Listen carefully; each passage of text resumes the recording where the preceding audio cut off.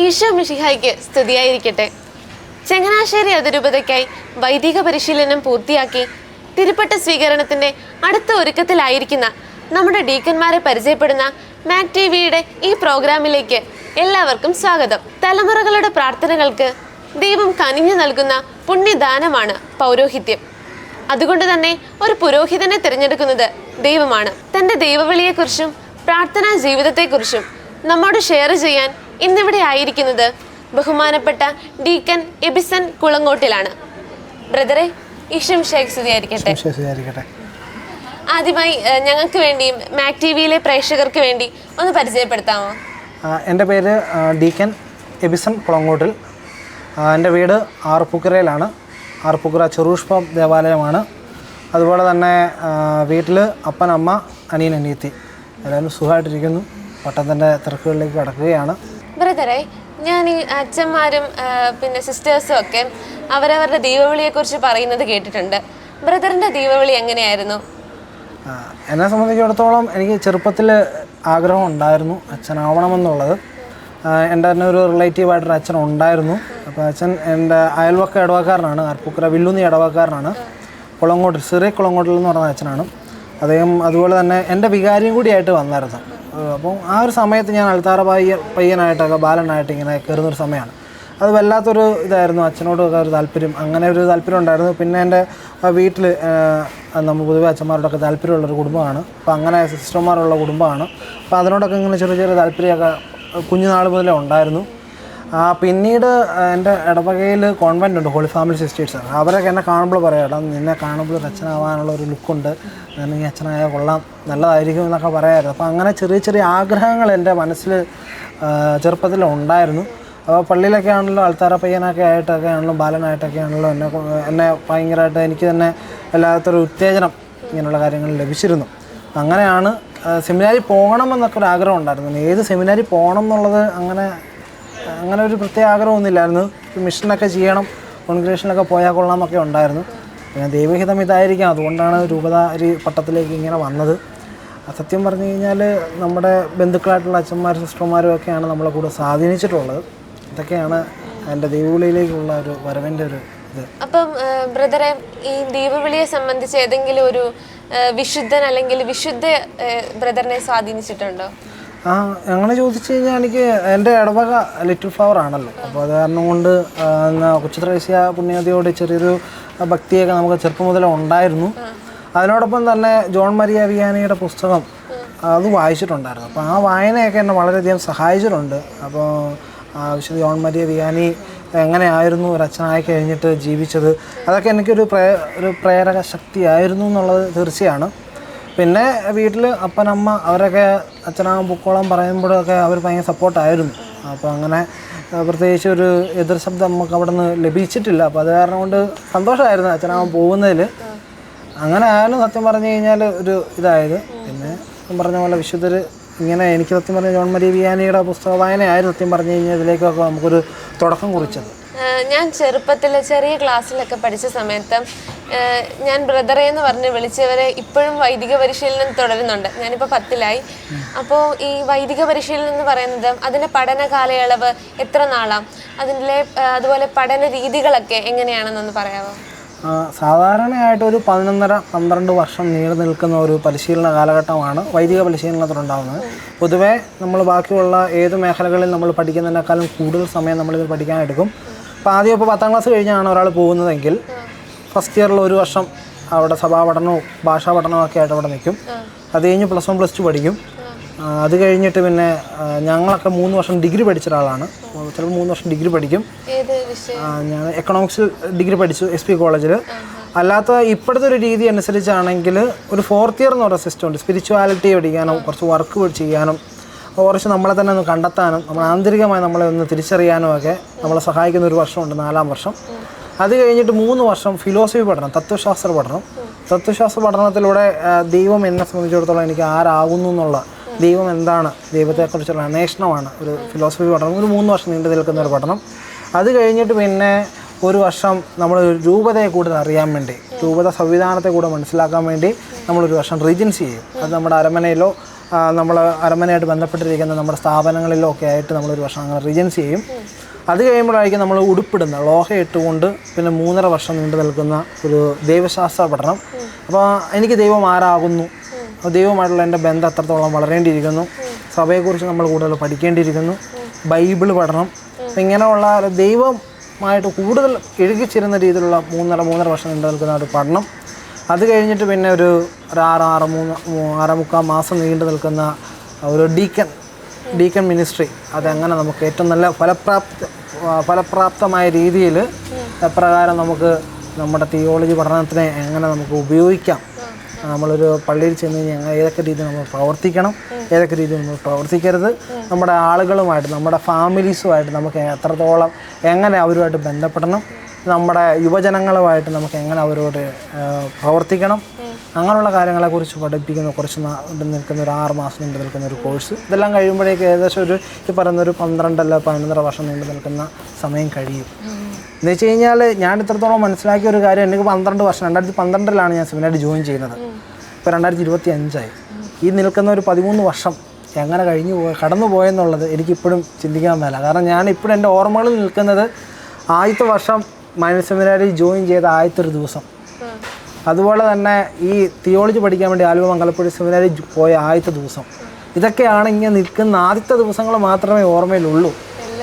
പെട്ടെന്ന് കടന്നുപോയി, വർഷം ഇത്രയും കടന്നുപോയി, പ്രായം ഇത്രയും കടന്നുപോയി എന്നുള്ളതൊക്കെ സത്യം പറഞ്ഞു കഴിഞ്ഞാൽ ഒന്ന് തിരിഞ്ഞു നോക്കുമ്പോഴാണ് ഇത്രയും കഴിഞ്ഞു പോയി എന്നുള്ളത് മനസ്സിലാവാൻ സാധിക്കുന്നത്. അങ്ങനെയാണ് നീണ്ടു നിൽക്കുന്ന ഒരു പരിശീലന കാലഘട്ടമാണെങ്കിൽ പോലും അത് വളരെ ഹ്രസ്വമാണ്, പെട്ടെന്ന് തീർന്നു. അത് പിന്നെ ദൈവാനുഭവം നമുക്ക് കിട്ടുന്ന പോലെ ഇരിക്കും കേട്ടോ. അപ്പോൾ ചിലവർ ഇപ്പോൾ എൻ്റെ കൂടെ തുടങ്ങിയവരൊക്കെ കുറച്ച് പേര് നിർത്തിപ്പോയി. അപ്പോൾ അവരൊക്കെ എന്ന് പറഞ്ഞാൽ അവരുടെ ദൈവവിളി ഇതല്ല എന്നുള്ള തിരിച്ചറിവിലൂടെ അവർ മറ്റ് ജീവിതാന്തസ്സിലേക്ക് അവർ പോയിട്ടുണ്ട്. അപ്പം ദൈവത്തിൻ്റെ ഒരു കൃപയാണ് എന്നെ ഇവിടം വരെ എത്തിച്ചതെന്നുള്ളതിലാണ് ഞാൻ വിശ്വസിക്കുന്നത്. പിന്നെ ബ്രദറെ, എനിക്ക് ചോദിക്കാനുള്ളത്, ഞാൻ എൻ്റെ ഒരു കാര്യത്തിൽ പറയുകയാണെങ്കിൽ ഞാനൊരു 6 ദിവസം അല്ലെങ്കിൽ 7 ദിവസത്തേക്കൊക്കെ വല്ല ക്യാമ്പിന് വേണ്ടി വീട്ടിൽ നിന്ന് മാറി നിൽക്കുമ്പം ആ 7 ദിവസം ഞാൻ തള്ളി നീക്കുന്നത് 7ാമത്തെ ദിവസം വീട്ടിലോട്ട് തിരിച്ചു പോകാമല്ലോ എന്ന് ഓർത്തിട്ടാണ്. അപ്പോൾ ഈ ഇത്രയും 11-12 വർഷം, അതും ഒരു 10ാം ക്ലാസ് ഒക്കെ ആകുമ്പോഴല്ലേ സെമിനാരിയിലോട്ട് പോകുന്നത്. ആ ചെറുപ്രായത്തിൽ വീട്ടിൽ നിന്ന് മാറി നിൽക്കുമ്പം തിരിച്ച് അവധിക്കൊക്കെ വീട്ടിൽ വരുമ്പോഴും ഇനിയും തിരിച്ച് പോകണോ വേണ്ടയോ എന്നൊക്കെ തോന്നാറില്ലേ? അങ്ങനെ വല്ലതും ബ്രദറിന് തോന്നിയിട്ടുണ്ടെങ്കിൽ അതിനെയൊക്കെ എങ്ങനെയാണ് ബ്രദർ അതിജീവിച്ചത്? അതൊരു വല്ലാത്തൊരു ചോദ്യമാണ് കേട്ടോ. എന്താണെന്ന് വെച്ച് കഴിഞ്ഞാൽ സെമിനാരിൽ ആദ്യം പോയ സമയത്ത് എനിക്ക് അങ്ങനെ ഒരു വിഷമം തോന്നിയിട്ടില്ല, ഉള്ളത് പറയാം. ആദ്യത്തെ ആ ഒരു സമയം എനിക്ക് അങ്ങോട്ട് ഒരു വല്ലാത്തൊരു വിഷമം തോന്നിയില്ല. തീരുമാനിച്ചതിൻ്റെ ഒരു തീക്ഷ്ണത, ഒരു പവറും ഒക്കെ വന്ന കാരണം മൈനർ സെമിനാരിൽ കൊണ്ടാക്കിയ നിമിഷം എനിക്ക് എൻ്റെ കൂടെ ഉണ്ടായിരുന്നവരൊക്കെ കരയുന്നുണ്ട്. ഞാൻ ഇവരൊക്കെ എന്തിനാ ഇത്രമാത്രം കരയുന്നത്? എനിക്ക് അങ്ങനെ കരച്ചിൽ പോലും വരുന്നില്ല, എനിക്ക് അങ്ങനെ ഒരു ഇതായിരുന്നു. പക്ഷെ അത് കഴിഞ്ഞിട്ട് ഒരു ഓണത്തിൻ്റെ ഒരു അവധിക്ക് വീട്ടിൽ പോയി, എന്നിട്ട് തിരിച്ചു പോകുന്നൊരു സമയം ഉണ്ടായിരുന്നു. ഇത് വല്ലാത്തൊരു വിഷമമായിരുന്നു. അന്ന് എനിക്ക് ശരിക്കും വിഷമം വന്നൊരു ദിവസമാണ്. അത് തിരിച്ചു പോകണോ വേണ്ടയോ? കാരണം നമ്മൾ വീട്ടിൽ നിന്ന് മാറി നിന്നിട്ട് വീണ്ടും തിരികെ വീട്ടിൽ വന്നിട്ട് വീണ്ടും തിരികെ പോകുന്നൊരു സമയമാണ്. അപ്പോൾ എനിക്ക് വല്ലാത്തൊരു ഇച്ചിരി ബുദ്ധിമുട്ടേറിയ നിമിഷമായിരുന്നു. അതുപോലെ എനിക്ക് ഒരു ബുദ്ധിമുട്ടേറിയ ഒരു നിമിഷം പിന്നെ ഞാൻ തിയോളജി പഠിച്ചപ്പോൾ ഫസ്റ്റ് ഇയറിൽ ആലുവ സെമിനാരിൽ പോയൊരു ദിവസം. അന്നായിരിക്കാം ചിലപ്പോൾ ഞാൻ മൈനർ സെമിനാരിൽ പോയ ആദ്യത്തെ ദിവസം കരഞ്ഞതിനേക്കാളും കൂടെ കരഞ്ഞിട്ടുള്ളത്. അപ്പനെ കെട്ടിപ്പിടിച്ച് കരഞ്ഞു, അനിയനെ കെട്ടിപ്പിടിച്ച് കരഞ്ഞു. എനിക്കറിഞ്ഞൂടെ വല്ലാത്തൊരു കരച്ചിൽ. ആദ്യമായിട്ടാണ് ജീവിതത്തിൽ അത്രമാത്രം ഞാൻ കരഞ്ഞിട്ടുള്ളതെന്ന് തോന്നുന്നു. കാരണം ഏതാ സെമിനാരി വിട്ടുപോകുന്നതും, കാരണം അപ്പം നമ്മളൊരു തിരിച്ചറിവാണ്, ഇനിയൊരു തിരിച്ചുപോക്കില്ല. കാരണം അതിന് മുമ്പൊക്കെ ഇടയ്ക്കൊക്കെ ഇത് തോന്നിയിട്ടുണ്ട്, ഇത് നമുക്ക് പറ്റിയൊരു ദൈവവിളിയല്ല, തിരികെ പോകണം എന്നൊക്കെ ഒരു വല്ലാത്തൊരു സംശയത്തിലൂടെ കടന്നുപോയൊരു കാലഘട്ടം ഉണ്ടായിരുന്നു എനിക്ക്.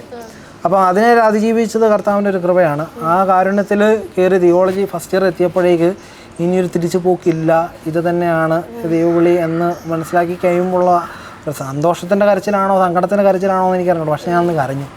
അന്ന് അപ്പം ചോദിച്ചു, നീ എന്താണ് ചോദിച്ചപ്പോൾ കരഞ്ഞു, ഇത്ര നാൾ നീ കരഞ്ഞിട്ടില്ലോ എന്ന് ചോദിച്ചു. അതിപ്പോഴും ഞാൻ ഇടയ്ക്ക് ചിന്തിക്കുമ്പോൾ ആ നിമിഷങ്ങളിലാണ് കടന്നു വരുന്നത്. സത്യം പറഞ്ഞാൽ അത് എന്ന് പറഞ്ഞാൽ എങ്ങനെ അതിജീവിക്കും എന്നുള്ളത് മേളിരിക്കുന്നവൻ തരുന്ന പോലെയാണ്. കാരണം നമുക്കെപ്പോഴും ഹോപ്പ് സിക്നെസ് ഉള്ളതാണ്. അപ്പം ഞങ്ങളിൽ കുറേ പേർക്ക് അത് ഇപ്പോഴും ഉണ്ടായിരുന്നു. അവർ വർഷങ്ങൾ കഴിഞ്ഞു പോയപ്പോഴും മറികടന്നത് സമയമെടുക്കും. പെട്ടെന്ന് നമ്മൾ ഹോം സിക്നെസ് മാറണം നിർബന്ധമൊന്നുമില്ല. ഇത്ര നാളിവിടെ എത്തി ഓടുമെന്നുള്ള പ്രതീക്ഷ തന്നെയാണ് ജീവിതം. ഇങ്ങനെ ഒരു പുരോഹിതനാകാനായിട്ട് പോകണമെന്ന് വീട്ടിൽ ആദ്യം പറഞ്ഞ സമയത്ത് വീട്ടുകാരുടെ അപ്പോഴത്തെ ഒരു റിയാക്ഷൻ അല്ലെങ്കിൽ അമ്മയ്ക്ക് കുഴപ്പമില്ലായിരുന്നു, ഉള്ളത് പറയാലോ. അമ്മയ്ക്ക് സന്തോഷമായിരുന്നു ഞാൻ അച്ഛനാവാൻ പോകുന്നത്. അമ്മ പൊതുവെ ഇങ്ങനെ താല്പര്യമുള്ള ഒരാളാണ്. അപ്പം പറഞ്ഞത് പൊക്കോ, നിനക്ക് അപ്പം വേണമെങ്കിൽ തിരികെ വരാം എന്നുള്ള രീതിയിലാണ് അപ്പം പറഞ്ഞത്. അപ്പം അങ്ങനെ എതിർ അഭിപ്രായമൊന്നും പറഞ്ഞില്ല. അന്ന് അപ്പച്ചനും അമ്മച്ചും ജീവിച്ചിരിപ്പുണ്ടായിരുന്നു. അപ്പോൾ അത് കാരണം അവർക്കും ഭയങ്കര സന്തോഷമായിരുന്നു. അപ്പം അത് വീട്ടുകാർക്ക് അങ്ങനെ ഒരു ബുദ്ധിമുട്ടൊന്നും തോന്നിയിട്ടില്ല. അപ്പം ഞാൻ ആദ്യം ജോയിൻ ചെയ്യാൻ ആഗ്രഹിച്ചത് ക്ലറീഷ്യൻസിൻ്റെ ഒരു സെമിനാറിലായിരുന്നു. നമ്മുടെ ക്ലറീഷ്യൻസ് അച്ഛന്മാരുടെ ഒരു കോൺഗ്രേഷനാണ്. അപ്പോൾ പിന്നെ എന്താ സാഹചര്യത്തിൽ എൻ്റെ വികാരിച്ച് സമ്മതിക്കാതെ വന്ന കാരണം കൊണ്ടാണ് ഞാൻ പിന്നെ നമ്മുടെ രൂപതയ്ക്ക് വരുന്നത്. അപ്പോൾ അത് വീട്ടുകാർക്ക് കൂടെ സന്തോഷമാണ്. കാരണം കോൺഗ്രേഷൻ ആകുമ്പോൾ നമ്മുടെ നാട്ടിൽ നിൽക്കത്തില്ലല്ലോ, പുറത്തേക്ക് കൂടുതൽ ഒഴുകുമല്ലോ, പോകേണ്ട ഗതി വരുമല്ലോ. അപ്പോൾ അത് കാരണം കൊണ്ട് വീട്ടുകാർക്ക് താല്പര്യവും നമ്മളെ രൂപതയ്ക്ക് വിടണം എന്നുള്ളതായിരുന്നു. അപ്പോൾ അങ്ങനെയൊക്കെ ഒരു സാഹചര്യത്തിലൂടെയാണ് കടന്നു വന്നത് ഞാനിവിടെ. അപ്പോൾ അങ്ങനെ വീട്ടിൽ പ്രത്യേകിച്ച് എതിർ ശബ്ദം എനിക്ക് ഉണ്ടായിട്ടില്ല, സപ്പോർട്ടാണ് ഉണ്ടായിട്ടുള്ളത്. അപ്പനാകെ പറഞ്ഞിട്ടുള്ളത് നിനക്ക് ബുദ്ധിമുട്ടാണെന്നുണ്ടെങ്കിൽ ഇങ്ങ് പോന്നേക്കെ, ഞാൻ എപ്പോഴും സ്വീകരിക്കുവാൻ റെഡിയാണ്. കാരണം നീ എൻ്റെ ഒരു ഭാഗം തന്നെയാണ്, നഷ്ടപ്പെട്ടു പോകുന്നതിൻ്റെ വിഷമമുണ്ട്, നീ നിനക്ക് എപ്പോഴാണെങ്കിലും തിരികെ വരാം. അത് ഇപ്പോഴും പറയാറുണ്ട്. നീ ഇപ്പം പറച്ചിൽ കുറഞ്ഞു, ഇപ്പം നീ അച്ഛനായേ പറ്റുള്ളൂ എന്നുള്ള രീതിയിൽ തന്നെയാണ് സാഹചര്യം മാറിയല്ലോ. അങ്ങനെയാണ്. അപ്പോൾ നല്ല കുടുംബങ്ങളാണ് നല്ലൊരു പുരോഹിതനെ അല്ലെങ്കിൽ നല്ലൊരു പുരോഹിതൻ എന്ന് മാത്രമല്ല നല്ല ദൈവവിളികൾ കുടുംബജീവിതത്തിലേക്കും അല്ലെങ്കിൽ ഇതുപോലെ തന്നെ സഭയെ ശുശ്രൂഷിക്കാനായിട്ടുള്ള ദൈവവിളികളെയൊക്കെ വാർത്തെടുക്കുന്നത്. തീർച്ചയായിട്ടും അത് എനിക്ക് നല്ലൊരു കുടുംബമാണ് ലഭിച്ചിരിക്കുന്നത്. പിന്നെ എല്ലാ കുടുംബങ്ങൾക്കും ഉണ്ടാകുന്ന പോരായ്മകൾ അത് നമ്മുടെ കുടുംബത്തിനുണ്ടാവും, സ്വാഭാവികമായിട്ടുണ്ടാവും. അപ്പോൾ അതിനെ നമ്മൾ തരണം ചെയ്യുക എന്നുള്ളതാണ് നമുക്ക് ലഭിച്ചിരിക്കുന്ന ഒരു ടാസ്ക്. അച്ഛൻ്റെതായ സ്വഭാവങ്ങൾ, അമ്മയുടേതായ സ്വഭാവങ്ങൾ, അത് രണ്ടും കൂടി നമുക്ക് ലഭിച്ചിട്ടുണ്ട്. അതിൽ കുറേ നന്മകളുണ്ട്, അതിനകത്ത് കുറച്ച് നമുക്ക് തിരുത്തേണ്ടതായിട്ട് കുറേ കാര്യങ്ങളുണ്ട്. അത് നമ്മൾ തിരുത്തി മുന്നോട്ട് പോവുക എന്നുള്ളതാണ്. ഇങ്ങനെയാണ് സത്യം പറഞ്ഞാൽ എൻ്റെ കുടുംബം എന്നുള്ളത്. പിന്നെ ദൈവവിളിയിൽ സംശയങ്ങളില്ലെന്നല്ല, ഉണ്ടായിട്ടുണ്ട്. അത് നമ്മൾ മറികടന്ന് മുന്നോട്ട് പോയിക്കൊണ്ടിരിക്കുന്നു. അങ്ങനെയൊക്കെയാണ്. അപ്പം ബ്രദറിൻ്റെ കുട്ടിക്കാലം എങ്ങനെയായിരുന്നു? ബ്രദർ എല്ലാ ദിവസമൊക്കെ പള്ളിയിൽ പോവായിരുന്നോ? കുട്ടിക്കാലത്ത് അങ്ങനെ എല്ലാ ദിവസവും പള്ളിയിൽ പോയതായിട്ട് എൻ്റെ ഓർമ്മയിലില്ല. എന്നാലും ഞാൻ കഴിവതും മാക്സിമം ദിവസങ്ങളിൽ പോകുന്ന ഒരാൾ തന്നെ ആയിരുന്നു. താല്പര്യമായിരുന്നു. ചിലപ്പോൾ നമ്മൾ ഉറക്കം വരുമ്പോൾ നമ്മൾ ഉറങ്ങിപ്പോയിട്ടുണ്ട്, അതുള്ളത് തന്നെയാണ്. എന്നാലും മാക്സിമം മിക്ക ദിവസങ്ങളിലൊക്കെ ഞാൻ പള്ളിയിൽ പോകാൻ ആഗ്രഹിക്കുന്ന ഒരാളായിരുന്നു, പള്ളിയിൽ പോകാൻ ശ്രമിച്ചിട്ടുള്ള ആളാണ്. അങ്ങനെയാണ്. പിന്നെ ഈ ചെറുപ്പത്തിൽ നമ്മളിങ്ങനെ ഓരോ സംഘടനകളിലൊക്കെ ചേർത്തില്ല, ഇപ്പം ചെറുപുഷ്പ മിഷൻ ലീഗ് അല്ലെങ്കിൽ യുവദീപ്തി, അതിലൊക്കെ വല്ലതും പ്രവർത്തിച്ചിട്ടുണ്ടോ? അതും ബ്രദറിൻ്റെ ഈ ദൈവവിളിയെ സ്വാധീനിച്ചതായിട്ട് തോന്നിയിട്ടുണ്ടോ? നമ്മൾ ചെറുപുഷ്പ മിഷൻ ലീഗിൽ നമ്മൾ 10ാം ക്ലാസ് വരെ ആയത് കാരണം കൊണ്ട് നമ്മൾ പ്രവർത്തിച്ചിട്ടുണ്ട്. എന്താ ശക്തമായ വലിയ ആക്റ്റീവായിട്ടുള്ള രീതിയിലല്ല, എന്നാലും നമ്മൾ വലിയ കുഴപ്പമില്ലാത്ത രീതിയിൽ, എന്നാൽ തീരെ മോശമല്ലാത്ത രീതിയിൽ നമ്മൾ പ്രവർത്തിച്ചിട്ടുണ്ട്. സൺഡേ സ്കൂളിലൊക്കെ ആണെങ്കിലും പൊതുവെ ഇച്ചിരി ആക്റ്റീവായിട്ടൊക്കെ നമ്മൾ നിന്നിട്ടുള്ള ഒരാളാണ്. എന്നുവെച്ചാൽ തലപ്പത്ത് വന്ന് നിൽക്കണമെന്ന് ആഗ്രഹിച്ചിട്ടില്ല. അപ്പോൾ അങ്ങനെ ഒരു പ്രവർത്തനങ്ങളിൽ നമ്മൾ ഏർപ്പെട്ടിട്ടില്ല. എങ്കിലും നമ്മളെക്കൊണ്ട് സാധിക്കുന്ന രീതിയിൽ ചെയ്യുമായിരുന്നു. വിശ്വാസോത്സവത്തിലൊക്കെ ആണെങ്കിലും ഗ്രൂപ്പുകൾ തിരിഞ്ഞുള്ള മത്സരങ്ങളിലൊക്കെ ആണെങ്കിലും ഒക്കെ വളരെ നമ്മളെ കൊണ്ട് ലീഡറാവാൻ താല്പര്യമില്ലെങ്കിലും ബാക്കിയുള്ള ലീഡറാക്കിയാണ് നമ്മൾ കാര്യങ്ങൾ വൃത്തിയായിട്ട് ചെയ്യാൻ നമ്മൾ പരിശ്രമിക്കുന്ന ഒരാളായിരുന്നു. അങ്ങനെ നമുക്ക് താല്പര്യമായിരുന്നു. പള്ളിയോടൊക്കെ ചേർന്ന് നിൽക്കാനൊക്കെ ആണെങ്കിലും അച്ഛന്മാരോടൊക്കെ താല്പര്യമുണ്ട്. സിസ്റ്റർമാരൊക്കെ നമ്മളെ വളരെ സഹായിച്ചിട്ടുണ്ട്. ബ്രദറിൻ്റെ ഈ ഇപ്പം ഒരു പറഞ്ഞല്ലോ ഒരു 12 വർഷം ഒക്കെ നീണ്ടു നിന്ന ഈ സെമിനാരി ജീവിതത്തിൽ ഏറ്റവും മറക്കാനാവാത്ത ഒരു അനുഭവം എന്തെങ്കിലും പറയാമോ? അത് അങ്ങനെ ആലോചിച്ച് കഴിഞ്ഞാൽ ജീവിതത്തിൽ കുറേയൊക്കെ നമ്മൾ മറക്കാനാവാത്ത സംഭവങ്ങളുണ്ട്. സെമിനാരി ജീവിതത്തിൽ പ്രത്യേകിച്ച് പറയാനായിട്ട് സെമിനാരി ജീവിതത്തിൽ എനിക്ക് എന്നോട് കുറിച്ച് തന്നെ ഒരു സെൽഫ് അവയർനെസ് കിട്ടിയൊരു നിമിഷം വെച്ചാൽ സെമിനാറിൽ ആ 3 വർഷം നീണ്ടു നിന്ന നിരണത്തെ എൻ്റെ ജീവിതം തന്നെയാണ്. കുറേയൊക്കെ എന്നെ പരുവപ്പെടുത്തിയതും എൻ്റെ ഡിഗ്രി കാല ജീവിതമാണ്. കാരണം ഞാൻ കൂടുതൽ ലോകം കാണുന്നതും നമ്മൾ ബാക്കിയുള്ള ഓപ്പോസിറ്റ് ജെൻഡറായിട്ടുള്ള പിള്ളേരുമായിട്ട് നമ്മൾ സംസാരിക്കുന്നതും നമ്മളെ തന്നെ കൂടുതൽ വിശാലമാക്കിയതും എൻ്റെ ഡിഗ്രി പഠനമായിരുന്നു. എന്നെ സംബന്ധിച്ചിടത്തോളം പലർക്കും പല അഭിപ്രായമാണ്. കാരണം ഞാൻ ഡിഗ്രി പഠിക്കാൻ ഒട്ടും താല്പര്യമില്ലാതെ പോയ ഒരാളാണ്, എങ്ങനെ അച്ഛനാവണം എന്നുള്ളൊരു ആഗ്രഹത്തിന് പുറത്ത്. അപ്പോൾ അതെല്ലാം മാറ്റി ആ 3 വർഷം നീണ്ടു നിൽക്കുന്ന ആ ഒരു ഡിഗ്രി പഠനം അവസാനമായപ്പോൾ ഭയങ്കര വിഷമമായിരുന്നു. നിർത്തിപ്പോകുന്നതിൻ്റെ തീരുന്നതിൻ്റെ ഒരു വിഷമം. അതുമാത്രം ലോകം കൂടുതൽ കണ്ടതിൻ്റെ ഒരു, കാരണം പിള്ളേരെ കൂടെ മനസ്സിലാക്കാൻ പറ്റിയതിൻ്റെ അന്നത്തെ കാലഘട്ടത്തിൽ അന്നത്തെ പിള്ളേർ 2015-18 ബാച്ചാണ്. അന്നത്തെ സമയത്തെ പിള്ളേരെ അവരൊക്കെ ആയിട്ടാണ് ഇപ്പോഴാണ് ഇടയ്ക്ക് കോൺടാക്റ്റൊക്കെ ഉള്ള ആളാണ് ഞാൻ. അപ്പോൾ എന്നെ സംബന്ധിച്ചിടത്തോളം വലിയൊരു തിരിച്ചറിവിൻ്റെ ഒരു കാലഘട്ടമാണ് എൻ്റെ ഡിഗ്രി. അത് എൻ്റെ സെമിനാരി സെമിനാരി കാലഘട്ടത്തിൽ ഞാൻ നിരണത്തായിരുന്നു 3 വർഷം പഠിച്ചത്. അവിടുത്തെ ജീവിതവും അതുപോലോടൊപ്പം തന്നെ നമ്മുടെ കോളേജിലെ പഠനം, ആ 3 വർഷം എന്നെ സംബന്ധിച്ച് എനിക്ക് വലിയൊരു തിരിച്ചറിവാണ്. അത് കാരണം കൊണ്ടാണ് ഞാൻ പിന്നെ പിതാവിനോട് ചോദിച്ചു, പിതാവേ എനിക്ക് ഫിലോസഫി പഠനം, തത്വശാസ്ത്രം പഠിക്കാൻ ഉജ്ജയിനിൽ പോയാൽ കൊള്ളാമെന്നുണ്ടെന്ന്. ഉജ്ജയിനിലാണ്, റൂഹാല മധ്യപ്രദേശിലാണ് പഠിച്ചത്. അപ്പോൾ പിതാവിനോട് ആവശ്യം പറഞ്ഞതിൻ്റെ കാര്യം എൻ്റെ ഒരു സ്വഭാവത്തെക്കുറിച്ചുള്ള അവബോധവും ഞാൻ കുറച്ച് പരുവപ്പെടേണ്ടതിൻ്റെ ആവശ്യകതയും കൂടുതൽ ലോകം കണ്ടു കഴിഞ്ഞാൽ ഞാൻ എത്രത്തോളം വലുതാകുമെന്നുള്ള ഒരു തിരിച്ചറിവിൻ്റെ ഒരു കാലഘട്ടം, അത് ആ ഒരു സാഹചര്യത്തിലൂടെ കടന്നു പോയതുകൊണ്ടാണ് ഞാൻ പിതാവിനോട് ആവശ്യപ്പെട്ടു. അപ്പോൾ പിതാവ് തന്നെ താല്പര്യപൂർവ്വം പിതാവ് വിട്ടു, നീ നല്ല കാര്യമാണ് ഒക്കോ, 1 വർഷം കൂടുതൽ പഠിക്കേണ്ടി വരും. അങ്ങനെയാണ് ഡിഗ്രി പഠിച്ചതിന് ശേഷം 3 വർഷം വീണ്ടും ഞാൻ നമ്മുടെ റൂഹാലെ സെമിനാരിൽ പോയി ഉജ്ജയിനിൽ പോയിട്ട് ഫിലോസഫി പഠിച്ചില്ല. ഞങ്ങൾ 2 വർഷം കൊണ്ട് പഠിച്ചു തരേണ്ടാവും. അതായത് എൻ്റെ ബാച്ചുകാരായിട്ടുള്ള പഴയ ബാച്ചുകാരായിട്ടുള്ളവരെല്ലാം അച്ഛന്മാരായി, കഴിഞ്ഞ അച്ഛന്മാരായവരാണ്. ഇപ്പം ഞാൻ പോകുന്നത് എൻ്റെ ജൂനിയർ ബാച്ചിലെ ബ്രദേഴ്സിൻ്റെ കൂടെയാണ്. ഫിലോസഫി മുഴുവൻ ഉജ്ജയിനിലായിരുന്നു. 3 വർഷം നീണ്ട പഠനമായിട്ടോ. 3 വർഷം പഠിക്കേണ്ട ആവശ്യമില്ല, ഡിഗ്രി കഴിഞ്ഞാലും 2 വർഷം പഠിച്ചാൽ മതിയായിരുന്നു, ഡിപ്ലോമ പോലെ പഠിച്ചാൽ മതിയായിരുന്നു. പക്ഷെ അത് കാരണം ഞാൻ അങ്ങോട്ട് ഉജ്ജയിനിലേക്ക് ചോദിച്ചത് കാരണം കൊണ്ട് ഞാനും വേറെ സുഹൃത്തും കൂടി ഞങ്ങളവിടെ 3 വർഷം പഠിച്ചായിരുന്നു. പക്ഷെ ആ ഒരു പഠനം എന്നെ വളരെ സഹായിച്ചിട്ടുണ്ട്. ഒറ്റയ്ക്കൊന്ന് ട്രെയിൻ യാത്ര നടത്താൻ, ഒറ്റയ്ക്കൊന്ന് കറങ്ങാൻ, ഒരു ജീവിതത്തിൽ അതൊന്നും അങ്ങനെ നമ്മൾ പോയിട്ടൊന്നുമില്ലല്ലോ.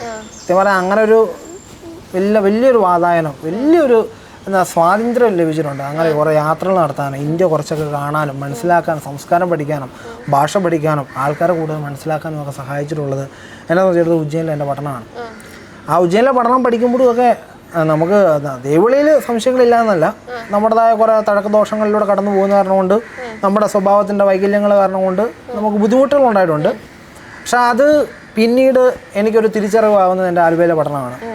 ആലുവയിലെ പഠനത്തിലാണ് ഞാൻ കൂടുതൽ ദൈവത്തെക്കുറിച്ച്, ദൈവത്തിൻ്റെ സ്നേഹത്തെക്കുറിച്ച്, നമ്മുടെ മനുഷ്യൻ്റെ എന്ന് പറഞ്ഞ നിസ്സാരതയെക്കുറിച്ച് ഇത്രയൊക്കെ ഉള്ളൂ എന്ന് മനസ്സിലാക്കിയ ഒരു സത്യം അന്നൊക്കെ അത് ഞാൻ മനസ്സിലാക്കുന്നത് എൻ്റെ തിയോളജി പഠനം ആലുവയിലാണ്. ആലുവയിലെ ആ അന്തരീക്ഷവും പ്രകൃതിയുടെ സ്നേഹവും, 10-40 ഏക്കർ സ്ഥലമുണ്ട്, വളരെയധികം ശാന്തമായൊരു സ്ഥലമാണ്, വളരെയധികം വിശാലമായൊരു സ്ഥലമാണ്, വിശാലമായ മനസ്സുള്ളവരാണ്, വളരെയധികം സ്വാതന്ത്ര്യം ലഭിച്ചിട്ടുള്ള സ്ഥലമാണ്. അപ്പോൾ അങ്ങനെ ഒരു സെമിനാരിയാണ് എന്നെ സംബന്ധിച്ച് മംഗലപ്പുഴ സെമിനാരി. അപ്പോൾ ആ മംഗലപ്പുഴ സെമിനാരി എനിക്ക് വളരെയധികം സഹായിച്ചിട്ടുണ്ട്. മേജർ സെമിനാരി, മംഗലപ്പുഴ സെമിനാരി. അവിടെയാണ് 3.5 വർഷം നീണ്ടത് എൻ്റെ തിയോളജി പഠനം. പക്ഷെ അതെന്നെ വളരെയധികം സ്വാധീനിച്ചിട്ടുണ്ട്. എന്നെ സംബന്ധിച്ചിടത്തോളം അവിടുത്തെ അച്ഛന്മാരാണെങ്കിലും നമുക്ക് സ്വാതന്ത്ര്യം നൽകിയാണ് നമ്മളെ വളർത്തിയിട്ടുള്ളത്. അപ്പോൾ നമ്മുടെ പക്വമായ തീരുമാനങ്ങൾ നമ്മളെടുക്കാൻ സഹായിച്ചിട്ടുണ്ട്. ആരും പുറകെ നടന്ന് ഇന്ന കാര്യങ്ങൾ ചെയ്യും എന്നൊന്നും പറഞ്ഞിട്ടില്ല. നോക്കിയും കണ്ട് ചെയ്യാൻ, നമ്മളെ ഉത്തരവാദിത്തത്തോടെ ചെയ്യാൻ നമ്മളെ പഠിപ്പിച്ചത് ആലുവ സെമിനാരിയാണ്. എങ്കിലും എൻ്റേതായ കുറേ ബുദ്ധിമുട്ടുകളിലൂടെ കടന്നു പോയിട്ടുണ്ട്, ഇല്ലെന്നല്ല പറയുന്നത്. പക്ഷേ ആ ഒരു എൻ്റെ ദൈവവിളിയെക്കുറിച്ചൊരു ബോധ്യവും ഒരു തിരിച്ചറിവും ഒക്കെ നൽകിയതും ആലുവ സെമിനാരിയാണ്. അപ്പോൾ ഓരോ കാലഘട്ടത്തിനും അതിൻ്റെതായ രീതിയിൽ വെളിച്ചം കിട്ടിയിട്ടുണ്ട്. പിന്നെ ഇതിൻ്റെ ഇടയ്ക്ക് ഒരു റീജൻസി എന്ന് പറഞ്ഞ കാലഘട്ടമുണ്ട്. അത് ഞങ്ങൾ കോവിഡ് കഴിഞ്ഞിട്ടുള്ള ഒരു ബാച്ചും കൂടിയാണ്. കോവിഡിൻ്റെ സെക്കൻഡ് ഇത് കഴിഞ്ഞിട്ട് വേവ് എല്ലാം കഴിഞ്ഞ് നിൽക്കുന്ന ഒരു സമയമാണ്. എന്നാലും പൂർണ്ണമായിട്ട് നമ്മൾ തുറന്നിട്ടില്ല, എല്ലാ കാര്യങ്ങളും സജ്ജീകരിക്കപ്പെടുന്ന ഒരു സമയമാണ്. അപ്പോൾ ആ ഒരു കാലഘട്ടമാണ് റീജൻസി ചെയ്യുന്നത്. അന്ന് ഇപ്പം പാടിയത്തി പിതാവ്, തോമസ് പാടിയത്തി പിതാവായിരുന്നു ഞങ്ങളുടെ VG, ഞങ്ങളുടെ ഇൻചാർജ് അച്ഛനായിരുന്നു, പിതാവായിരുന്നു. അപ്പോൾ പിതാവ് വളരെ സഹായിച്ചിട്ടുണ്ട്. പേഴ്സണലായിട്ട് നമ്മളെ അധികം തിരുത്തിയിട്ടുണ്ട്, നമുക്ക് വേണ്ട സപ്പോർട്ട് നൽകിയിട്ടുണ്ട്, പോസിറ്റീവായിട്ടുള്ള നമുക്ക് വേറെ കാര്യങ്ങൾ തിരുത്തലുകൾ നടത്തിയിട്ടുണ്ട്, വളരെ സഹായിച്ചിട്ടുള്ളതാണ്. അതുപോലെ തന്നെ ക്രിസ്റ്റോ അച്ഛൻ ഞങ്ങളുടെ ഇൻചാർജായിരുന്നു, സ്പെഷ്യൽ ഇൻചാർജായിരുന്നു. ക്രിസ്റ്റോ അച്ഛനും വളരെയധികം സഹായിച്ചിട്ടുള്ള ആളാണ്. പിന്നെ ഞങ്ങൾ ഓരോ ബ്രദേഴ്സും ഓരോ റീജൻസി ബോസുമാരുണ്ടായിരുന്നു. അപ്പോൾ ഞാൻ റീജൻസി ചെയ്തത് ആദ്യത്തെ ഒരു 2 മാസം സെൻറ്റ് ജോസഫ് ഓർഫനേജ് പ്രസ്സിലായിരുന്നു, ജസ്റ്റിൻ അച്ഛൻ്റെ കൂടെ. അത് കഴിഞ്ഞ് പിന്നെ കുറച്ച് നാളത്തേക്ക് 2-2.5 മാസത്തേക്ക് KCSL-ലും യുവദീപ്തിയിലും റീജൻസി ചെയ്തിട്ടുണ്ട്. അത് കഴിഞ്ഞിട്ട് പിന്നെ ഒരു 6 മാസം നീണ്ടു നിൽക്കുന്ന റീജൻസി ചെയ്തത് മാർത്തോമ വിദ്യാനികേതനിലാണ്. അപ്പോൾ അവിടെ ഓരോ അച്ഛന്മാരിലൂടെയും ഓരോ രീതിയാണല്ലോ ഓരോ അച്ഛന്മാർക്കും. ആ രീതികൾ മനസ്സിലാക്കിയിട്ട് നമുക്ക് അവരുമായിട്ട് ഇടപെടാനും നമ്മുടെ സാധ്യതകളെ കണ്ടെത്തുവാനൊക്കെ നമ്മളെ സഹായിച്ചിട്ടുണ്ട്. ഇപ്പം ബ്രദർ പറഞ്ഞല്ലോ, പല സാഹചര്യങ്ങളിലും ഇങ്ങനെ ഒരു ദൈവവിളിയെ സംബന്ധിച്ച് ഒരു ബുദ്ധിമുട്ടുണ്ടായതും അപ്പോഴും ഇങ്ങനെ തിരിച്ചു പോകാതെ അവിടെ തന്നെ ഉറച്ചു നിൽക്കാനായിട്ട് എങ്ങനെയാണ് ആ പ്രലോഭനങ്ങളൊക്കെ അതിജീവിച്ച് നിൽക്കാൻ സാധിച്ചത്? അത് സത്യം പറഞ്ഞാൽ എനിക്കൊരു അത്ഭുതമാണ് അത് എങ്ങനെ നിൽക്കുന്നു എന്നുള്ളത്. കാരണം മൈൻസ് സെമിനാരിൽ 3-ാം വർഷം എന്ന് നിർത്തിപ്പോണമെന്ന് ആഗ്രഹിച്ചപ്പോഴും വീട്ടുകാരോടൊക്കെ ഞാൻ പറഞ്ഞതാണ്, അമ്മ ഞാൻ ഏകദേശം നിർത്തി പോരുകയാണ് എന്നൊക്കെ പറഞ്ഞപ്പോഴും വീട്ടുകാരായിരുന്നു നിൽക്കണം, നിന്നേ പറ്റുള്ളൂ എന്നുള്ള ഒരു പോസിറ്റീവായിട്ടുള്ള ഭയങ്കരമായിട്ട് സപ്പോർട്ട് ചെയ്തു. എൻ്റെ വല്യപ്പച്ചനും വല്യമ്മച്ചിയൊക്കെ ഭയങ്കരമായിട്ട് സപ്പോർട്ടായിരുന്നു. പക്ഷെ അവരൊന്നും ഇല്ല, അതെനിക്ക് വിഷമമാണ്. അവരൊന്നും ഇല്ലാത്തത്. അന്നത്തെ വികാരി അച്ഛൻ കുറച്ച് നാളത്തേക്ക് ഉണ്ടായിരുന്നുള്ളൂ.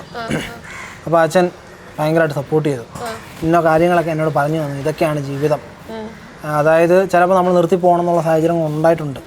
അതുണ്ടായാലേ ഉള്ളൂ ഫോർമേഷനിൽ, അല്ലെങ്കിൽ നിൻ്റെ യഥാർത്ഥ ദൈവവിളി അങ്ങനെയാണ്, അതിലാണ് അടങ്ങിയിരിക്കുന്നതെന്നാണ് അച്ഛൻ പറഞ്ഞു. അതൊരു തിരിച്ചറിവായിരുന്നു. കാരണം എന്ന് വെച്ച് കഴിഞ്ഞാൽ നമ്മളൊരു വൈദിക പരിശീലനം പോകുമ്പോൾ എപ്പോഴും സ്മൂത്ത് റണ്ണിങ് ആകത്തില്ല. ഇടയ്ക്ക് ഉയർച്ച താഴ്ചകളുണ്ടാവും. അപ്പോൾ ആ താഴ്ചകളിൽ എന്ന് പറഞ്ഞാൽ നമ്മൾ നഷ്ടതയിലാവേണ്ട ആവശ്യമില്ലെന്നാണ് അച്ഛൻ പറഞ്ഞത്. അതുണ്ടാവണം, അത് ഉണ്ടായില്ലെങ്കിലാണ് പ്രശ്നം എന്ന് പറഞ്ഞത്. അതെനിക്ക് തുടക്കം മുതലേ ഉണ്ടായിരുന്നു കേട്ടോ, ഇല്ലെന്നല്ല. അപ്പോൾ അതൊരു ശക്തമായ ഒരു അച്ഛന്മാരുടെ സപ്പോർട്ട് ഉണ്ടായിരുന്നു കേട്ടോ. പിന്നെ അന്നത്തെ കാലാകാലങ്ങളിൽ മാറി വന്ന വികാരിച്ചന്മാരെല്ലാം തന്നെ നമ്മളെ ഭയങ്കരമായിട്ട് സപ്പോർട്ട് ചെയ്തിട്ടുണ്ട്. അച്ഛൻ പറഞ്ഞു, ഇതൊക്കെയാണ് ജീവിതം, ഞാനിത് കടന്നു പോയിട്ടുള്ളതാണ്, നീയും കടന്നു പോയിക്കൊണ്ടിരിക്കുന്നതാണ്, അത് ഓർത്ത് പേടിക്കേണ്ട ആവശ്യമില്ല എന്ന് പറഞ്ഞു. അത് കഴിഞ്ഞ് പിന്നെ ഡിഗ്രി പഠനം അവസാനമാക്കി എത്തിയപ്പോഴാണ് വീണ്ടും അതൊരു ഡൗട്ടാണ്. കാരണം നമുക്ക് എല്ലാ കൊല്ലത്തിൻ്റെ ഒരു അവസാന പോയിന്റ് നമ്മളെ ഭയങ്കരമായിട്ട് ഡൗട്ട് ചെയ്യും. പ്ലസ് ടു അവസാന സമയമായി, ഇനിയിപ്പോൾ എന്ത് ചെയ്യണം, ഡിഗ്രി അവസാന സമയമായി, ഇനി മുന്നോട്ട് പോകണം. അപ്പോഴാണ് അന്നത്തെ സ്പിരിച്വൽ ഫാദറായിരുന്ന നമ്മുടെ കോടിക്കൽ അച്ഛൻ എന്നോട് പറഞ്ഞത്, എടാ നിൻ്റെ ജീവിതത്തിൽ നീ ഇങ്ങനെ കുറേ ഇതിലൂടെ പ്രതിസന്ധികളിലൂടെ കടന്നു പോകുന്നതാണ്, നിൻ്റെതായ സ്വഭാവത്തിൻ്റെ, അച്ഛൻ എന്നെ നല്ലതായിട്ട് അറിയാം, നിൻ്റെ സ്വഭാവത്തിൻ്റെതായ കുറേ പ്രശ്നങ്ങളാണ്, നീ അത് ഓർത്ത് പേടിക്കേണ്ട ആവശ്യമില്ല, നീ ഒരു കാര്യം ചെയ്യും, നീ ഉജ്ജയിനിൽ പോകും. അങ്ങനെ അച്ഛൻ്റെ ഒരു സപ്പോർട്ടും കൂടിയാണ് ഞാൻ ഉജ്ജയിനിൽ പോകാനുള്ള കാരണം. അപ്പോൾ ഉജ്ജയിനിൽ പോയി കഴിഞ്ഞാൽ നമുക്ക് കുറച്ചും കൂടി വിശാലമാകും. നമ്മുടെ കേരളത്തിൻ്റെ ഈട്ടാവട്ടത്തിൽ കിടന്ന് കറങ്ങുമല്ലോ, വേറെ നാട്ടിലേക്ക് പോവുകയല്ലേ. അപ്പോൾ കുറച്ചും കൂടി നിന്നെ തന്നെ മനസ്സിലാക്കാനും നിൻ്റെ സാധ്യതകൾ കണ്ടെത്താനും ഒക്കെ നിന്നെ തന്നെ ഒന്ന് പരുവപ്പെടുത്താൻ നിന്നെക്കൊണ്ട് പറ്റും. അപ്പോൾ എന്നെ സംബന്ധിച്ച് എൻ്റെ സ്വഭാവത്തിൻ്റെതായ ഒരു ദേഷ്യപ്പെടുന്നതിൻ്റെ ആവാം, ചിലവരോട് മാത്രമുള്ള താല്പര്യങ്ങളാവാം. അപ്പോൾ അങ്ങനെയൊക്കെ ഉള്ളതിൻ്റെ അത്ര നാരോ മൈൻഡഡ് ആയിട്ടുള്ളതായിരുന്നു. നമ്മൾ അത്രയും എല്ലാവരുമായിട്ടൊന്നും അങ്ങനെ ഇടപെടാനൊന്നും താല്പര്യം ഇല്ലായ്മയൊക്കെ ആയിരുന്നു. അപ്പോൾ അതിനെയൊക്കെ ഒന്നും പൊളിച്ചെടുത്തത് അച്ഛൻ്റെ ഒരു സപ്പോർട്ടായിരുന്നു. കോടിക്കൽ അച്ഛൻ ഭയങ്കരമായിട്ട് സപ്പോർട്ട് ചെയ്തിട്ടുണ്ട്. അപ്പോൾ അച്ഛനാണ് എന്നെ ഉജ്ജയിനിലേക്ക് വിടാനൊക്കെ എന്നെ പ്രേരിപ്പിച്ചതും പിതാവിനോട് ചോദിക്കടാന്നൊക്കെ പറഞ്ഞതും എല്ലാം അച്ഛനാണ്. ആ അച്ഛൻ്റെ പ്രേരണയെ തന്നെയാണ് സത്യം പറഞ്ഞാൽ ഞാൻ ഉജ്ജയിനിൽ പോകുന്നതും.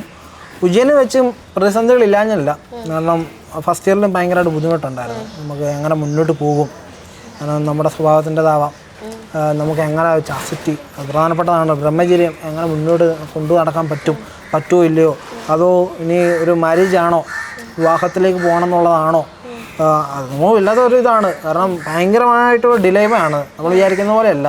ബ്രഹ്മചര്യ ജീവിതം വളരെയധികം ഏറ്റവും വിശുദ്ധമായൊരു ജീവിതമാണ്. ആ വിശുദ്ധമായ ജീവിതം നമ്മൾ കുറച്ച് ബോധ്യത്തോടും കൂടി ഒരു വിശ്വാസത്തോടും കൂടി മുന്നോട്ട് പോകണം. ഇല്ലെങ്കിൽ എന്താ സംഭവിക്കുന്നത് പറഞ്ഞാൽ പുറത്ത് മാത്രം എന്നാൽ ചസ്റ്റിറ്റി വെക്കുകയും ഉള്ളിൽ അത് പറ്റാതെ വരികയും ചെയ്യാന്നൊരു അവസ്ഥ, ഒരു ഡുവാലിറ്റി ഭയങ്കരമായിട്ട് നമ്മൾ അടിക്കും. എന്ന് വെച്ച് കഴിഞ്ഞാൽ പുറമെ വേറൊന്ന്, അകമേ വേറൊന്ന്. അത് നമുക്ക് മാനസികമായ സംഘർഷം ഉണ്ടാക്കും, മാനസികാരോഗ്യം തകർക്കും. അത് അങ്ങനെ ഒരു സ്റ്റേജിലൂടെ കടന്നു പോയപ്പോഴെല്ലാം സഹായിച്ചത് അച്ഛന്മാരായിരുന്നു കേട്ടോ. അന്നത്തെ വൈസട്ടച്ചൻ ഇപ്പോൾ ആൽബ സെമിനാറിലുണ്ട്, മാമ്പള്ളി അച്ഛൻ. അപ്പോൾ അച്ഛൻ്റെ ജീവിതം വെച്ചുകൊണ്ട് അച്ഛൻ എന്നോട് കുറേ കാര്യങ്ങൾ പറഞ്ഞു. അന്നേരം പക്ഷേ അച്ഛൻ റിപ്പോർട്ടിൽ എഴുതിയായിരുന്നു ഇന്ന ഓരോ പ്രശ്നത്തിലൂടെയാണ് ഈ ബ്രദർ കടന്നു പോകുന്നത് എന്നൊക്കെ പറഞ്ഞു. പക്ഷേ അച്ഛൻ എന്നെ ഭയങ്കരമായിട്ട് സപ്പോർട്ട് ചെയ്തു, കെയർ ചെയ്തു.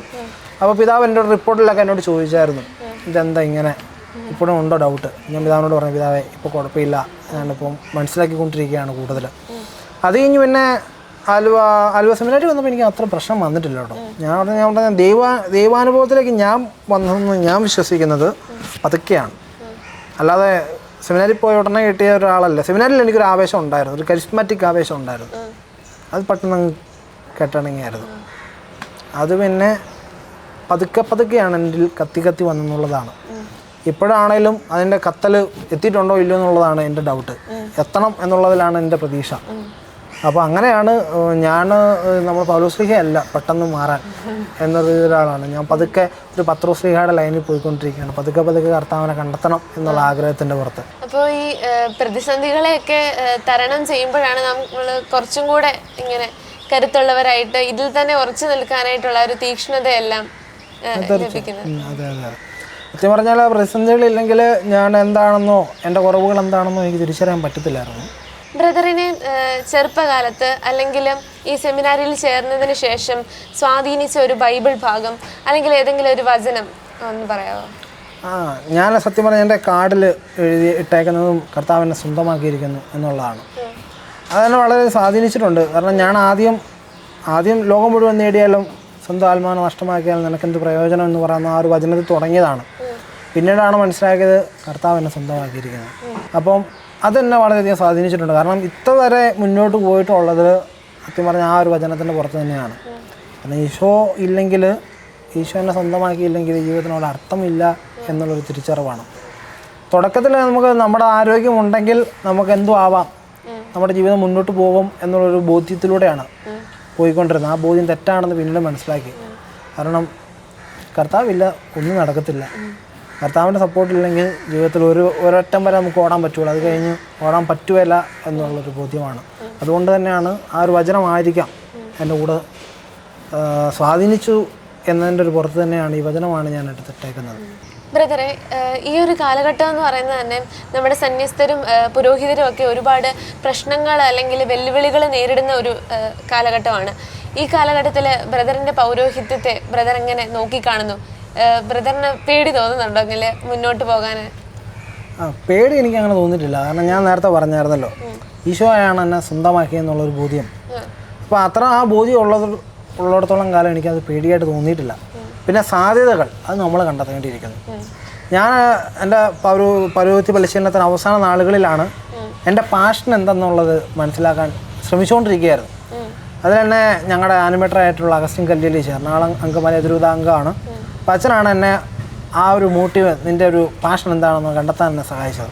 ഞാൻ മനസ്സിലാക്കിയിടത്തോളം നമ്മുടെ എല്ലാത്തിൻ്റെ, അതായത് നമ്മുടെ സംവിധാനം എന്ന് പറയുമ്പോൾ നമ്മുടെ സാമൂഹ്യ സംവിധാനവും അതിനേക്കാൾ ഉപരി നമ്മുടെ സഭയുടെ എല്ലാത്തിനും കെട്ടുറപ്പ് എന്ന് പറയുന്നത് കുടുംബങ്ങളില്ല. അപ്പോൾ കുടുംബങ്ങൾ സത്യം പറഞ്ഞാൽ ശിഥിലമായി പോകുന്നതാണ് നമ്മുടെ ഈ പറഞ്ഞ പൗരോഹിത്യത്തിലേക്ക് ആണെങ്കിലും അല്ലെങ്കിൽ സന്യാസത്തിലേക്ക് ഉണ്ടാകുന്ന വീഴ്ചകൾക്കെല്ലാം കാരണം. കാരണം എന്ന് വെച്ച് കഴിഞ്ഞാൽ കുടുംബങ്ങളിൽ അസ്ഥിരതയാണ്. അപ്പനും അമ്മയും തമ്മിലൊരു ബന്ധമില്ല, അല്ലെ ഭാര്യയും ഭർത്താവും തമ്മിൽ ബന്ധമില്ല. ആ ബന്ധമില്ലായ്മ കണ്ട് വളർന്നു വരുന്ന മക്കൾ, പിന്നെ ആ മക്കൾ പിന്നെ അവരുടേതായ ജീവിതത്തിന് ലക്ഷ്യങ്ങളില്ലാതെ കടന്നു പോയിക്കൊണ്ടിരിക്കുന്നു. മൊത്തം അടിതെറ്റിയ ജീവിതങ്ങൾ. അപ്പം അങ്ങനൊരു കുടുംബത്തിൽ നിന്നാണ് ഒരു പുരോഹിതൻ ഉണ്ടാകുന്നതെങ്കിൽ ആ പുരോഹിതൻ എപ്രകാരമായിരിക്കാം? അത് എത്ര നീണ്ടു നിൽക്കുന്ന, എത്രയോ 10-12 നീണ്ടു നിൽക്കുന്ന വർഷങ്ങൾ പരിശീലനത്തിലൂടെ കടന്നു പോയെന്ന് പറഞ്ഞാലും ഞാൻ പേഴ്സണലായിട്ട് പറയുകയാണെങ്കിൽ എന്നെ ഏറ്റവും കൂടുതൽ സാധിച്ചിട്ടുള്ളത് എൻ്റെ അപ്പനും അമ്മയും തന്നെയാണ്. അതിപ്പോൾ വേറെ ആരും നിഷേധിച്ചില്ലെങ്കിൽ പോലും. അപ്പോൾ ആ അപ്പനും അമ്മയും എന്നിൽ ചെലുത്തിയ സ്വാധീനം അതിപ്പോഴും ഉണ്ട്. ബോധപൂർവം ഞാൻ കുറേയൊക്കെ മാറ്റാൻ ശ്രമിക്കുന്നുണ്ടെങ്കിൽ പോലും അല്ലാത്ത നിമിഷങ്ങളിൽ ചിലപ്പോൾ ഉണ്ടാകുന്ന സ്പോണ്ടേനിയസ് ആയിട്ടുള്ള മൊമെൻറ്റുകളിൽ അത് എന്നിലേക്ക് തിരികെ വരും. എന്ന് വെച്ച് കഴിഞ്ഞാൽ ആ അപ്പനും അമ്മയും എന്നിലുണ്ട്, എന്നിലൂടെ ഓടുന്നുണ്ട് എന്നുള്ളത് തന്നെയാണ് സത്യം. ആ ഒരു അവബോധം എല്ലാ പിള്ളേർക്കും ഉണ്ടെന്ന്. അതങ്ങനെയാണ്, നമുക്കെല്ലാവർക്കും അങ്ങനെ തന്നെയാണ് സംഭവിക്കുന്നത്. സത്യം പറഞ്ഞാൽ ആ അപ്പനും അമ്മയും നമ്മളെ സ്വാധീനിച്ചിട്ടുണ്ട്. ആ അപ്പനും അമ്മയും എൻ്റെ അനിയനെ, എൻ്റെ അനിയത്തിയും സ്വാധീനിച്ചിട്ടുണ്ട്. ആ അപ്പനും അമ്മേനെയും വളർത്തിയതാരാണ്? അതായത് എൻ്റെ അപ്പനെ എൻ്റെ അമ്മേനെയും അവരവരുടെ ജീവിച്ചു വന്ന അവരവരുടെ കുടുംബ സാഹചര്യങ്ങളാണ്. അപ്പോൾ ഒരു പുരോഹിതനോ ഒരു സന്യാസിയോ ഉണ്ടാവണം എന്നുണ്ടെങ്കിൽ, സന്യാസിനിയോ ഉണ്ടാവണം എന്നുണ്ടെങ്കിൽ അവരുടെ കുടുംബമാണ് ഏറ്റവും മസ്റ്റ്. അപ്പോൾ കുടുംബ ബന്ധങ്ങൾ ഏറ്റവും കൂടെ സുദൃഢമാവുക എന്നുള്ളതാണ് ഈ കാലഘട്ടത്തിന് ഏറ്റവും വലിയ ആവശ്യകത. പക്ഷേ ആ കുടുംബ ബന്ധങ്ങളിൽ ഇപ്പം ഭയങ്കരമായിട്ടുള്ള നമ്മുടെ സാമൂഹ്യ മാധ്യമങ്ങളുടെ ഉപയോഗമാവാം, നമ്മൾ ഉപയോഗിക്കുന്ന നമ്മുടെ ടെക്നോളജികളുടെ അഡ്വാൻസ്മെൻ്റ് ആവാം, വളരെയധികം പുറകോട്ടടിച്ചിട്ടുണ്ട്. അതായത് ഹസ്ബൻഡും വൈഫും തമ്മിലുള്ള ബന്ധങ്ങൾ ഭയങ്കരമായിട്ട് പുറകോട്ട് പോയിട്ടുണ്ട്. അത് ഭയങ്കരമായിട്ട് നമ്മുടെ കുടുംബങ്ങളെ അസ്വസ്ഥപ്പെടുത്തിയിട്ടുണ്ട്. അത് നമ്മളെ മക്കളെ നിരുത്സാഹപ്പെടുത്തിയിട്ടുണ്ട്. അവർക്കും ഭാവിയിലേക്ക് ഒരു കല്യാണ ജീവിതത്തിലേക്ക് മുന്നോട്ട് പോകണോ വേണ്ടയോ എന്നുള്ള ചോദ്യങ്ങൾ ഉണ്ടാക്കുന്നുണ്ട്.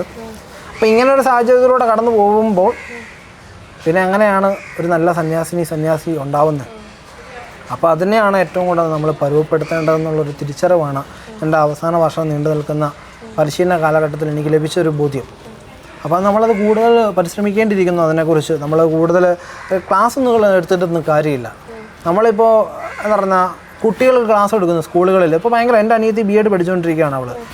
അതിപ്പോൾ അവൾ പറയുന്നുണ്ട് വലിയ പാടാണ്. എന്നാൽ ഇപ്പോൾ പിള്ളേരെ പഠിപ്പിക്കുക എന്ന് പറഞ്ഞാൽ വലിയ പാടുള്ള കേസാണ്. പിള്ളേർക്ക് നമുക്ക് ജീവിച്ച് കാണിക്കാമെന്നല്ലേ പറ്റുള്ളൂ. പഠിപ്പിച്ച് കൊടുക്കുക എന്നുള്ളതൊക്കെ സെക്കൻഡറി ഔട്ട്ഡേറ്റഡ് ആയിട്ടുള്ളൊരു പരിപാടിയാണ്. അപ്പോൾ ജീവിച്ച് കാണിക്കേണ്ടത് നമ്മുടെ കുടുംബങ്ങളിലാണ്. അപ്പം സത്യം പറഞ്ഞാൽ സാധ്യതകളാണുള്ളത്. അച്ഛന്മാർക്ക് ഭയങ്കര സാധ്യതകളാണുള്ളത്. നമ്മുടെ കുടുംബങ്ങളെ നമുക്കാണല്ലോ ഏറ്റവും കൂടുതൽ നോക്കാൻ പറ്റുന്നത്.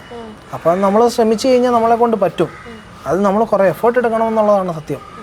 ഞാനീ പറയുന്നത് ഞാൻ വലിയ ഒരു സംഭവമായിട്ടുള്ളത് കൊണ്ടല്ല, എനിക്ക് കിട്ടിയൊരു ചെറിയൊരു തിരിച്ചറിവ് മാത്രമാണ്. അപ്പോൾ അതിലേക്കുള്ളൊരു കടന്നുവരവ് ഞാൻ ഒരു പരിശ്രമം എൻ്റെ ഭാഗത്തു നിന്ന് ഉണ്ടാവണമെന്ന് ആഗ്രഹിക്കുന്ന ഒരാളാണ്. അപ്പോൾ അതാണ് ഒരു പാഷനായിട്ട് ഞാൻ മനസ്സിലാക്കുന്നത് എന്നെക്കുറിച്ച്. സത്യം പറഞ്ഞാൽ ഫാമിലീസ് നമ്മുടെ നട്ടലാണ്. ഫാമിലീസ് ഇല്ലെങ്കിൽ, കുടുംബങ്ങളില്ലെങ്കിൽ ഭാവിയിൽ നമുക്ക് സമൂഹം തന്നെ ഇല്ലാതാവും. പലപ്പോഴും നമ്മുടെ വിദേശ രാജ്യങ്ങളിലൊക്കെ ആണെങ്കിലും കുടുംബങ്ങളില്ലാതെ പോകുന്നതുകൊണ്ടാണ് അവിടുത്തെ സമൂഹങ്ങളൊക്കെ നശിച്ചുകൊണ്ടിരിക്കുന്നത്. അത് നമുക്കറിയാവുന്ന ഒരു കാര്യമാണ്. അപ്പോൾ അതാണ് ഞാൻ മനസ്സിലാക്കുന്നത്. അപ്പം നമുക്ക് സാധ്യതകളില്ലെന്നല്ല, പൗരോഹിത്യത്തിലാണ് കൂടുതൽ സാധ്യതകളുള്ളത്. കാരണം നമുക്കിപ്പോൾ നമ്മുടെ ഈ ചുറ്റും ജീവിക്കുന്നിടത്ത് നമുക്ക് സാമ്പത്തികമായിട്ടുള്ള ബുദ്ധിമുട്ടുകൾ കുറഞ്ഞുകൊണ്ടിരിക്കുകയാണ്. നമുക്ക് IT ഫീൽഡ് വളരെയധികം, ടെക്നോളജിക്കൽ ഫീൽഡ് നമ്മൾ വളരെയധികം വളർന്നു, ആരോഗ്യ മേഖലകൾ വളർന്നു. അപ്പം നമ്മുടെ ശാരീരികമായിട്ടുള്ള ആവശ്യങ്ങളൊക്കെ ഏകദേശം നിറവേറപ്പെടുന്നുണ്ട്. പക്ഷെ നമ്മുടെ മാനസികമായിട്ടുള്ള ആരോഗ്യം വളരെയധികം പുറകോട്ട് പോവുകയാണ്. മാനസികമായിട്ട് നമുക്ക് ലഭിക്കേണ്ട സപ്പോർട്ട് നമുക്ക് ലഭിക്കാതെ വരികയാണ്. ഇങ്ങനെയൊക്കെ സംഭവിക്കുമ്പോൾ നമുക്ക് പുരോഹിതനല്ലേ ഏറ്റവും കൂടുതൽ റോളുള്ളത്. അത് ഞങ്ങൾ കണ്ടെത്തിക്കൊണ്ടിരിക്കുകയാണ്. ഞാൻ അച്ഛനാവാൻ പഠിച്ചുകൊണ്ടിരിക്കുന്ന ആളാണ്. അപ്പം നമ്മൾ കണ്ടെത്തിക്കൊണ്ടിരിക്കുകയാണ് എന്ന് ഞാൻ പറയുകയായിരുന്നു. അപ്പോൾ ബ്രദറെ, ഇപ്പം നമ്മുടെ സഭയ്ക്ക് യുവാക്കളായ ഒരുപാട് വിശുദ്ധരെ ലഭിച്ചിട്ടുണ്ട്. ഈ അടുത്തിടെ ആണെങ്കിലും കാർലോ കിറ്റ്സിനെ പോലുള്ള യുവതലമുറ വിശുദ്ധരായിട്ട് നമുക്ക് സഭയ്ക്ക് ലഭിച്ചിരിക്കുന്ന ഈ കാലഘട്ടത്തിൽ യുവതലമുറയോട് ബ്രദറിന് എന്താണ് പറയാനുള്ളത്? സത്യം പറഞ്ഞാൽ വിശുദ്ധിയിലേക്കുള്ള നമ്മുടെ കാൽതുപ്പ് നമുക്ക് എളുപ്പമായി. കാരണം ജീൻസ് ഇട്ടവർ വരെ വിശുദ്ധരാകുന്നു. അപ്പോൾ ഈ ഒരു കാലഘട്ടത്തിൽ നമുക്ക് സാധ്യതകൾ കൂടുതലാണ്. അപ്പോൾ നമുക്ക് ജീവിച്ചാൽ നമുക്ക് വിശുദ്ധരാവാമെന്ന് അവർ തന്നെ നമ്മളെ കൊണ്ട് അവർ ജീവിച്ച് നമ്മളെ തെളിയിച്ചിരിക്കുന്നൊരു കാലഘട്ടമാണ്. അപ്പോൾ സത്യം പറഞ്ഞാൽ വെല്ലുവിളികൾ കൂടുന്തോറും നമുക്ക് വിശുദ്ധിയിലേക്കുള്ള സാധ്യതകളാണ് കൂടുന്നത്. കാരണം നമ്മൾ പറയുകയാണല്ലോ, നമ്മുടെ എന്താ പറയുന്നത്, രക്തസാക്ഷികളുടെ ചൂടുകണ്ണത്തിലാണ് സഭ പണിയപ്പെട്ടെന്ന് പറയുന്ന പോലെ തന്നെ വെല്ലുവിളികൾ കൂടുന്തോറും സത്യം പറഞ്ഞാൽ വിശുദ്ധിയിലേക്കുള്ള നമ്മുടെ ഓരോ കാൽവെപ്പുകളും നമുക്ക് എളുപ്പമാവും. പക്ഷെ അതെടുക്കാനുള്ളൊരു മനോഭാവം നമ്മുടെ യുവജനങ്ങൾക്ക് നമുക്ക് ഉണ്ടാക്കി കൊടുക്കണം എന്നുള്ളതാണ്. അപ്പോൾ ബ്രദറെ, ഞങ്ങളെല്ലാവരും പട്ടത്തിന് വിളിക്കുന്നില്ലേ? അത് തീർച്ചയായിട്ടും. അപ്പോൾ പ്രിയപ്പെട്ടവരെ, എൻ്റെ തിരുപ്പട്ടം ഡിസംബർ മാസം 30-ാം തീയതി ഉച്ചകഴിഞ്ഞ് 2:15 അഭിവന്ദ്യമാർ തോമസ് തറയിൽ പിതാവിൽ നിന്ന് സ്വീകരിക്കുകയാണ്. അപ്പോൾ എല്ലാവരെയും എൻ്റെ ആ ഒരു നല്ല ദിവസത്തിലേക്ക് ഏറെ സ്നേഹത്തോടെ സ്വാഗതം ചെയ്യുകയാണ്. അപ്പോൾ ഇത്രയും നേരം നമ്മുടെ കൂടെ ആയിരുന്നത് പ്രിയപ്പെട്ട ഡീക്കൻ എബിസൺ കുളങ്ങോട്ടിലാണ്. ഡീക്കൻ ഒരുപാട് കാര്യങ്ങൾ നമ്മളുമായിട്ട് ഷെയർ ചെയ്തു. ദൈവവിളിയെക്കുറിച്ചും സെമിനാരി ജീവിതത്തിലെ പ്രതിസന്ധികളെക്കുറിച്ചും അവയൊക്കെ എങ്ങനെ അതിജീവിച്ചെന്നും എല്ലാം നമ്മളോട് പറഞ്ഞു.